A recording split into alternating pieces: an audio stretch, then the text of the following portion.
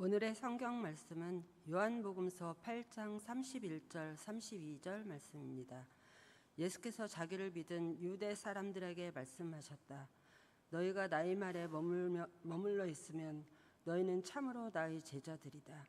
그리고 너희는 진리를 알게 될 것이며 진리가 너희를 자유롭게 할 것이다. 이 말씀은 살아계신 하나님의 말씀입니다.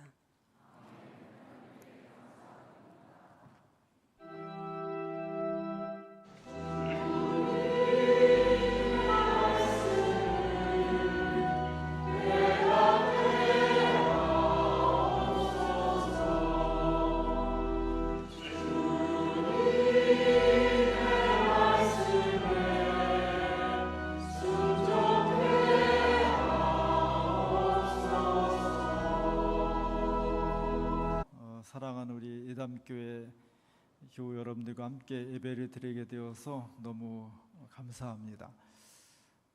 보통 자기 이름을 걸고 고유명사를 걸고 이름 붙이는 것은 굉장히 자신감과 자부심이 있어야 되는 거거든요. 예담교회 성가대는 찬양 들어보니까 충분히 예담이라는 고유명사를 붙일 정도의 자부심과 자신감 넘치는 실력 있는 찬양이었습니다. 그렇죠?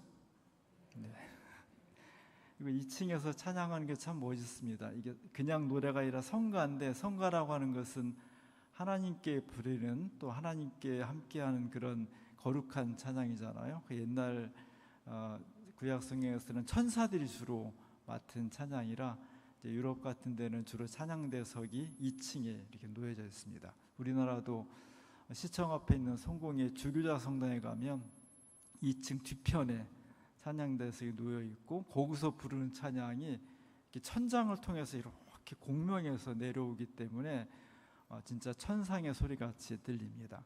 오늘 예담 찬양대의 성가대의 찬양이 교회를 든든히 세우고 우리에게 또 큰 영감을 주는 거룩한 찬양이 되어서 너무 고맙습니다.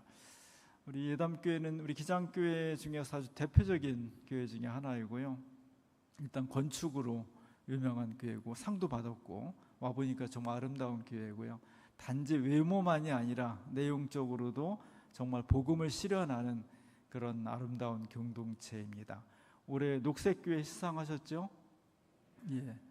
지금 우리 교회에 주어진 가장 중요한 우선적인 과제는 기후위기를 어떻게 극복하느냐는 겁니다. 그는 어떤 지역이나 계층의 문제가 아니라 지구 생명체 전체의 공공 운명이 걸린 문제라 교회가 앞장서서 하나님의 창조 질서를 보존하고 생명을 살리는 데 앞장서야 되는데, 그 일에 예담교회가 녹색교회로 선정될 정도로 충실하게 앞장서는 걸 보면서 감사합니다. 오늘도 그래서 플라스틱의 유해성에 대한 그런 영화도 보고 여러 가지 실천하는 것을 보면서 너무 고맙습니다.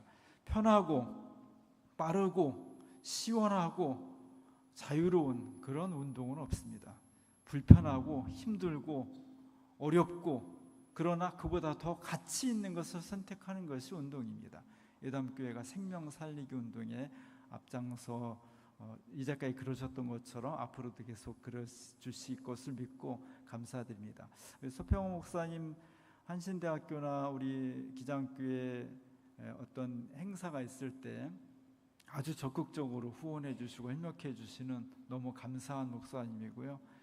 제가 보니까 국내에서나 또 외국에서도 종교개혁지, 또 로마 이런 데를 다니면서 본인이 느낀 기독교 역사와 전통을 개인화하지 않고 우리 예담교회 공동체 여러분과 함께 나누면서 공통의 경험, 공동의 고백을 함께 나누는 것을 보면서 너무 좋은 목사님이라 하는 것을 다시 한번 생각하게 됩니다. 우리 김재홍 목사님은 또 우리 총회에서 하는 여러 가지 교제 집필 작업에 오래전부터 함께 참여함으로써 전도사님과 함께 우리 교단의 어떤 교육을 담당하는 너무 좋은 목사님이고, 또 우리 박명호 장로님은 총회 감사이셔서 내일 모레부터 3일 동안 총회 전체 문서를 살펴보면서 총회가 건강하고 또 정직한 총회가 될 수 있도록 그렇게 노력하고 봉사해 주시는, 그렇게 보니까 우리 예담교회가 정말로 우리 총회와 함께 너무 감사한 부분들이 많은 그런 교회입니다. 그런 교회에 함께 와서 예배를 드리게 되어서 너무 고맙습니다. 오늘 제가 함께 찾아볼 말씀은 자유를 찾아서라는 제목을 달았는데, 하나님의 음성이 우리 가운데 울리셔서 우리의 삶과 역사를 자유케 하고 그 자유가 곧 구원에 이를 수 있는 놀라운 역사가 일어날 수 있기로 합니다. 휴가철을 맞이했습니다. 휴가의 백미는 탈출이죠. 일상 탈출. 날마다 우리가 되풀이되는 일상 가운데서 어떻게 탈출하느냐가 핵심입니다. 그래서 휴가는 어디로 가느냐가 아니라 현실을 떠나는 것이 핵심인 거죠. 현실은 힘들고 지루하고 고통스러우니까 거기로부터 잠시 떠나서 재충전하는 것이 휴가의 진짜 목적인 거죠. 신앙의 목적은 무엇인가? 신앙은 구원이 목적입니다. 구원이라고 하는 것은 우리가 살고 있는 삶의 현장이 너무나 고통스럽고 생명이 없기 때문에 그곳으로부터 새롭게 생명이 충만한 곳, 하나님의 품, 하나님의 나라로 옮겨가는 것, 그것을 구원이라고 합니다. 역사적인 사건으로 구원의 대표적인 사건은 출애굽입니다. 애굽이라는 압제의 상황, 히브리 노예들이 430년 동안 고통 속에서 울부짖었는데 여기로부터 탈출하는 것. 그래서 X는 어디로부터 나가는 겁니다. 도스는 호도스인데 호도스는 길이에요. 우리가 지금 걷고 있는 길로부터 탈출하는 것. 애굽 사람들의 압제와 고난 가운데서 날마다 눈물을 흘리고 한숨 쉴 수밖에 없었는데 그곳으로부터 탈출하는 것, 이것이 구원이었고 자유의 모습이었습니다. 오늘 우리는 출애굽할 상황은 아니지만 마치 애굽처럼 우리의 삶과 역사를 올가매고 있는 여러 가지 요소들 가운데 놓여져 있습니다. 80년대는 보도검열이라는 게 있었어요. 사실 언론의 생명은 자유거든요. 언론이 보는 진실을 취재해서 국민들한테 전달해 주는 것이 언론의 생명입니다. 그 생명을 막은 거예요. 정치 권력의 힘을 통해서 막아버려서 이것은 보도하고 이것은 보도하지 마, 이런 보도 지침이 있었다는 거죠. 정치적인 얽매임입니다. 그런가 하면 개인적인 얽매임도 있습니다.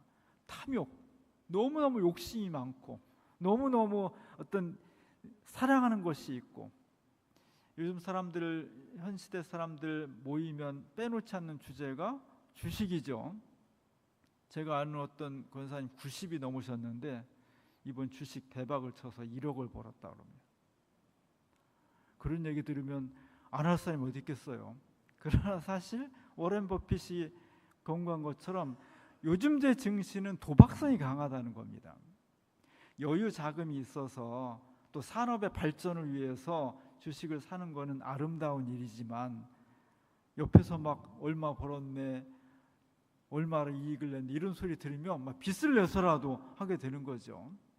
내 재산이 들어갔어, 내 영혼이 들어가 있으면요 그곳에 모든 관심을 빼앗게 됩니다. 그래서 아침에 일어나도 제일 먼저 성경책보다 주식 시세를 보게 되고요, 잠들 때도 다른 어떤 것보다도 주식 시세를 보게 되고요, 일하다가도 밥 먹다가도 올랐는지 떨어졌는지. 결국 주식 자체가 나쁜 건 아니지만 내가 그것을 잘 조절할 수 있으면 좋지만 대부분 많은 사람들이 내 황금 같은 돈이 들어가 있기 때문에 내 시간과 관심과 영혼이 다 그곳에 묶여 있어서 결국 삶이, 내 인생이 거기에 저당 잡히게 되는 현상이 많이 일어나고 있는 거죠.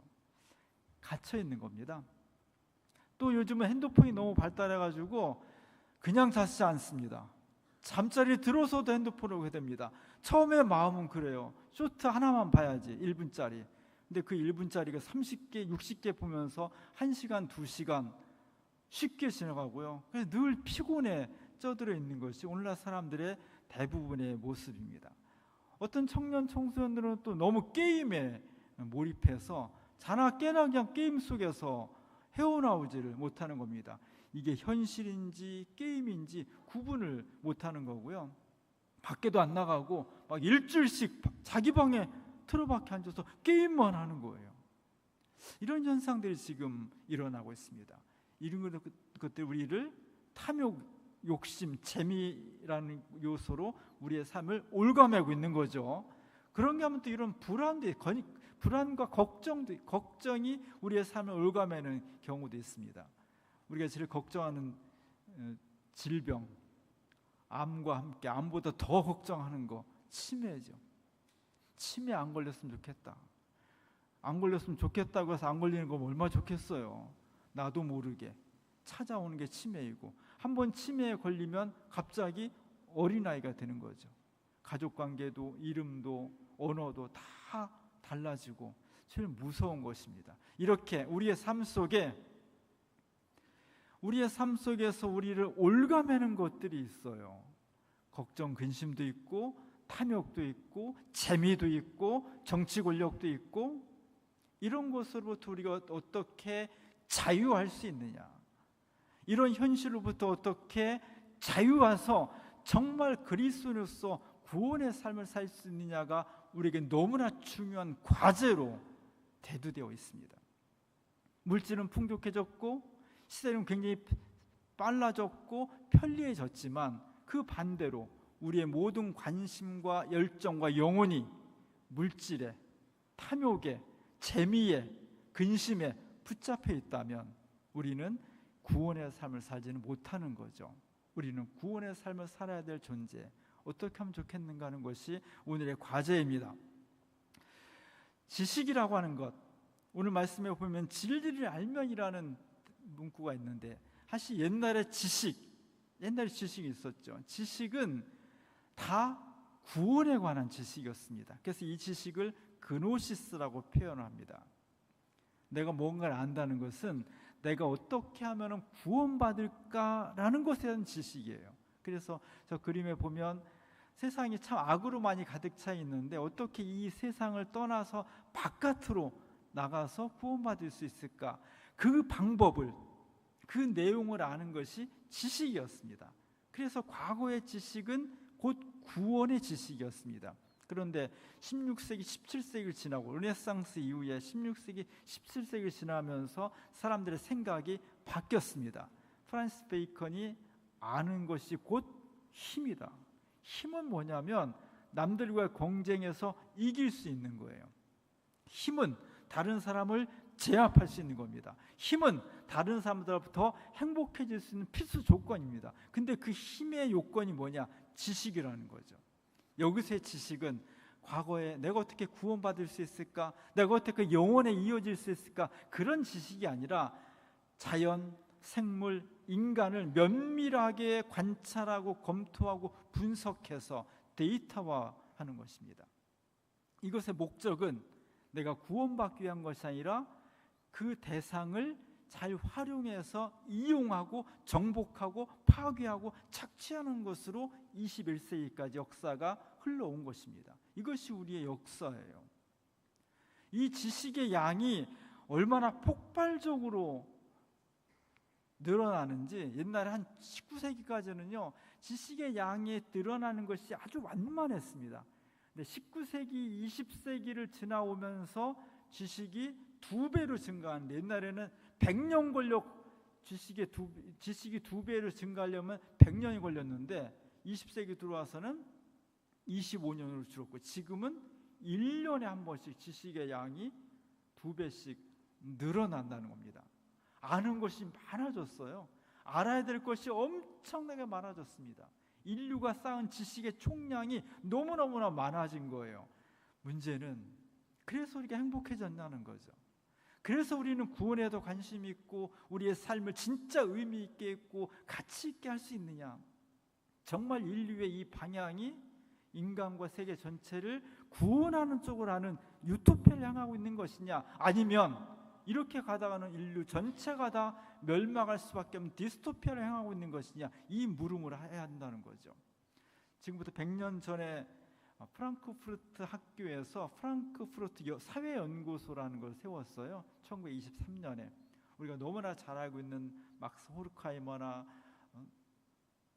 아드로노나 그리고 발터 베냐민이나 마르쿠제, 하버마스, 그리고 제3세대를 대표하는 오늘날의 악셀 호네트까지 100년 동안 이 사람들이 주장하는 것은 인간이 지식을 쌓아왔는데 그 지식은 이성이라는 것을 통해서 인간만이 할 수 있는 고유한 능력인데 이제까지 인류가 쌓아온 지식을 방향을 보니까 이것은 정복하는 것이고 파괴하는 것이고 착취하는 것이고 이기적인 지식을 늘려왔기 때문에 이대로 가다가는 이런 이성의 기능은 잘못된 것이다. 그래서 그런 이상을 비판적으로 성찰해야 된다라고 주장을 했습니다. 이게 대단히 중요해요.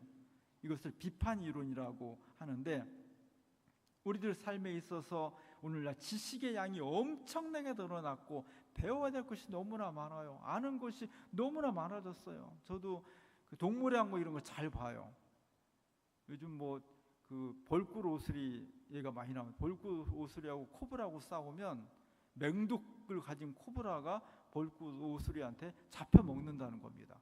사자나 호랑이도 벌꿀 오스리를 요만한 벌꿀 오스리 잘 못 건드린다는 거예요. 대단히 무서운 저돌적인 동물입니다. 모르는 것보다 낫지 뭐. 근데 그걸 내가 꼭 알아야 될 이유는 없는 거거든요. 내가 꼭 알아야 될 구원의 진리도 알면서 이걸 알면 괜찮은데 이런 유의 무수히 많은 정보들이 유튜브를 통해서 페이스북을 통해서 올라오는 것을 거기에 빠져들다 보니까 진짜 우리가 관심 갖고 알아야 될 구원에 대해서, 인간의 영혼에 대해서, 인간의 삶에 대해서 고민하고 생각할 겨를이 줄어들고 없어지는 겁니다. 오늘 우리가 저렇게 살고 있어요. 여기 땅 하면은 그냥 전력을 다해서 뛰어가고 있는데 뭘 향해서 가고 있냐는 거죠. 대부분 다 돈을 향해서, 취업을 향해서, 결혼을 향해서, 집사 마련하는 걸 향해서, 노후 준비를 위해서 엄청난 정보와 데이터를 가지고 뛰어가고 있습니다. 그 끝이 과연 행복한 것일까? 그 끝이 과연 우리를 구원할 수 있을까라는 진지한 질문을 던지는 거예요. 그럼 어떻게 해야 되느냐? 우리를 이렇게 올가매고 있는 이 물질적인 세계로부터 자유를 찾고 진짜 구원에 이르기 위해서 어떻게 해야 되느냐? 오늘 예수님께서 그 말씀을 하고 있는 겁니다. 그래서 주님 말씀은 자유의 말씀이 되는 거예요. 요한복음 전체를 총괄하는 단어 1장 1절에 나와 있습니다. 태초에 말씀이 계시니라. 이 말씀이 하나님과 함께 계셨으니 이 말씀은 곧 하나님이시다. 중세 어떤 화가가 예수님께서 지구를 창조하는 컴파스를 가지고 정교하게 지구를 창조하는 그림을 그렸습니다. 저 창조자가 바로 하나님인데 그 하나님이 바로 로고스를 통해 말씀 로고스를 통해서 이 땅을 창조하셨는데 그분이 바로 예수 그리스도입니다. 이렇게 증언을 하고 있는 겁니다. 그래서 우리가 진짜 알아야 될 구원의 지식은 어디 있느냐? 자연 생태계도 알아야 되고 컴퓨터도 알아야 되고 온라인도 알아야 여러 가지 알아야 될 것이 있지만 그 모든 것은 아무리 그것을 안들 우리의 삶을 궁극적으로 구원할 수 없는데 우리가 진짜 구원의 백성에서 뭘 알아야 되느냐? 예수를 알아야 된다는 거죠. 예수가 어떤 분인지, 예수는 왜 그리스도인지, 그분은 어떤 말씀하셨는지, 그분은 어떤 삶을 살았고 왜 죽었는지, 어떻게 부활하셨는지, 그분이 생전에 남긴 어록과 기적의 내용은 무엇인지 그걸 알아야 된다는 거예요. 그래서 오늘 진리가 너희를 자유롭게 할 거다. 튀르키예 가면은 이스탄불이 있고 이스탄불에 너무너무나 유명한 성 소피아 성당이 있습니다. 지금은 튀르키예 정부가 이 소피아 성당, 동방 정교회 성당을 이슬람 모스크로 바꿔버렸어요. 그래서 본당은 이제 성당이 아니고 하나님을 예배하는 성당이 아니라 알라를 숭배하는 모스크가 됐습니다. 근데 2층에 있는 중세 1000년 동안 그 모자이크로 만든 작품들을 그냥 내버려 둬서 볼 수는 있어요. 거기 가면 예수님이 황금빛으로 이렇게 멋있게 벽화로 그려져 있습니다. 그림 그려도 힘든데요. 저거 다 모자이크로 만든. 모자이크는 뭐냐면 타일처럼 조그만 돌 조각을 색을 칠해서 구워갖고 저렇게 만든 거잖아요. 그럼 우리가 타일로 만든 그 목욕탕 바닥 같은 거 보면 정교하지 않잖아요. 근데 저거는 너무너무 정교하게 만들었습니다. 저 예수 그리스도가 도대체 무슨 말씀하셨고 우리가 어떤 의미냐 하는 것을 고민하라는 거예요. 근데 현대인들은 그걸 고민할 시간이 없는 거예요. 너무나 재밌는 게 많으니까. 그러니까 진리에 가까이 갈 여유가 없고, 진리에 가까이 가지 못하니까 우리는 일차원적인 삶에 갇혀버려 사는 것입니다. 그래서 우리가 다시 진정한 구원과 진정한 자유를 위해서 돌아갈 자리는 어디냐? 하나님 말씀인 겁니다. 성경으로 돌아가는 것, 성경에 돌아가서 그 성경 말씀을 통해서 우리가 새롭게 되는 것이 우리가 지금 취해야 될 그리스도인에서 가장 중요하고 분명한 것입니다. 진리가 너희를 자유롭게 하는데 어떻게 진리가 자유롭게 하느냐? 너희가 내 말에 거하면, 우리가 그리스도의 말씀 안에 거할 때 그때 진리가 우리에게 오고 그 진리가 우리를 자유롭게 할 수 있다는 것입니다. 그러므로 우리가 진짜 자유를 향해서, 자유를 위해서 해야 될 일은 하나님의 말씀 안에 거하는 거예요. 제가 예담교회 와서 감동받은 한 가지, 이 강대생의 성경책에 다른 데는 큰 사다 놓은 성경책인데 이거는 여러분들이 다 쓴 거죠. 너무 감동적이에요. 아마 이런 교회가 흔치 않은데 여러분이 다 성경을 필사해서 그걸 모아가지고 제본해서 재단에다가 딱 놓은 것은 여러분이 얼마나 하나님 말씀을 소중히 여기고 사랑하는지를 단적으로 보여주는 거라 너무 감동적입니다. 하나님 말씀이 이 세상을 살릴 수 있습니다. 하나님 말씀이 우리의 영혼을 새롭게 할 수 있습니다. 우리가 오늘날 이렇게 기독교 신자가 될 수 있었던 것, 유대 예루살렘이라는 갈릴리라는 아주 시골 구석에서 시작된 예수 그리스도의 운동과 복음이 오늘날 전 세계로 펼쳐지는 과정에서 몇 번의 고비가 있었어요. 그 중요한 고비 중에 하나가 2세기 3세기쯤에 대로마 제국에서 기독교가 점점 확산되는 것을 위험하게 생각한 로마 사람들이 기독교를 공격합니다. 두 가지 이유로 공격을 해요. 첫 번째는 기독교 복음을 보니까 기독교는 로마 제국을 위태롭게 한다. 두 번째는 기독교 진리의 내용과 논리를 보니까 너무 저급하다. 철학적으로 보니까 너무 빈틈이 많아. 이 두 가지 공격을 했습니다. 여기에 대해서 아무도 말 못했다면 교회 망했겠죠. 그때 아주 유명한 그 천재 학자들이 나타나서 목숨을 걸고 기독교 복음은 로마 제국을 위협하지 않습니다. 기독교 복음은 철학적으로 부족한 것이 아니라 최고의 철학의 결과입니다. 이것을 주장한 사람들, 이 주장한 사람들 변증가들이라고 말해요. 이 변증가들이 나타나서 그 공격을 다 막아낸 거예요.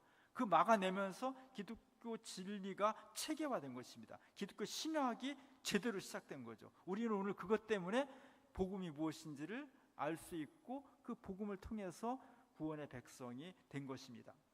오늘 한국교회가 위험에 처했습니다.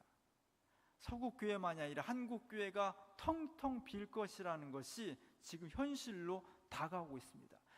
많은 곳에서 기독교를 지금 공격하고 있습니다. 과학적으로 봤을 때 기독교 진리는 안 맞는다. 철학적으로 봤을 때 기독교 진리는 안 맞는다. 거기다가 또 기독교 요즘 너무 부패해서 돈, 세습, 무슨 스캔들, 부패 온상이 되었다.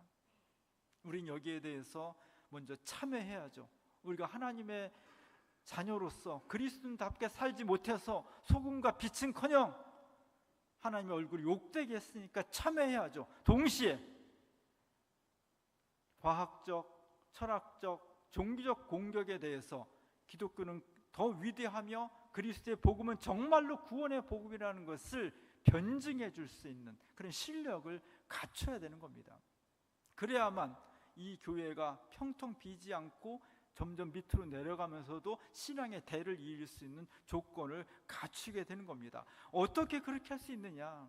결국 다시 한번 하나님 말씀으로 돌아가, 이 말씀이 하나님 말씀이며 살아계신 말씀이며 이 말씀을 통해서 우리가 구원 얻을 수 있고 자유를 얻을 수 있고 하나님의 자녀가 될 수 있고 죽음을 향해서 가는 현대 문명을 구원할 수 있는 유일한 길이라고 아주 강하게, 아주 진지하게 외쳐야 되는 겁니다. 그래서 하나님 말씀을 오늘 우리 마태복음은 이렇게 말씀하고 있습니다. 그러므로 누구든지 나의 이 말을 듣고 행하는 자는 그 집을 반석 위에 짓는 거다. 반석 위에 짓는 거예요. 또 에베소서는 하나님 말씀을 가져야 된다. 이 시대를 이겨나가기 위해서는. 제가 총무되어서 총무된 가장 중요한 이유는요, 우리 기장과 한국교회가 무너지고 있는데 이 교회를 다시 살려내야 되겠다. 제가 무슨 능력이 어디 있겠어요. 근데 살려보고 싶다, 살려야 된다라는 그런 마음 때문에 되었습니다. 그리고 가장 중요한 사업 중에 하나가 성경 공부, 기장 신학에 맞는, 정말 성경을 바르게 해석하는 그 성경 공부를 기장교회가 튼튼히 말씀으로 무장해서 도덕적으로는 참여하고 그 시대의 본보기가 되고, 그리고 말씀으로 무장해서 우리를 공격해오는 어떤 공격에 대해서도 하나님 말씀을 통해서 이겨낼 수 있고, 우리를 올가매고 있는 내적인 탐욕과 죄악과 외적인 정치적인 권력에 대해서도 말씀을 통해서 극복해 나갈 수 있는 힘을 갖는 것, 진정한 구원의 능력을 갖는 것, 이것이 우리가 오늘 갖춰야 될 가장 중요한 요건이라고 생각하기 때문입니다. 교회를 사랑하시는 예담교회 여러분, 하나님을 정말로 사랑하시는 여러분, 주님의 말씀을 친정 존중하고 아끼는 여러분, 말씀을 통해서 오늘 내 삶을 옥죄고 있는 여러 가지 요소들을 극복하고 자유하시기 바랍니다.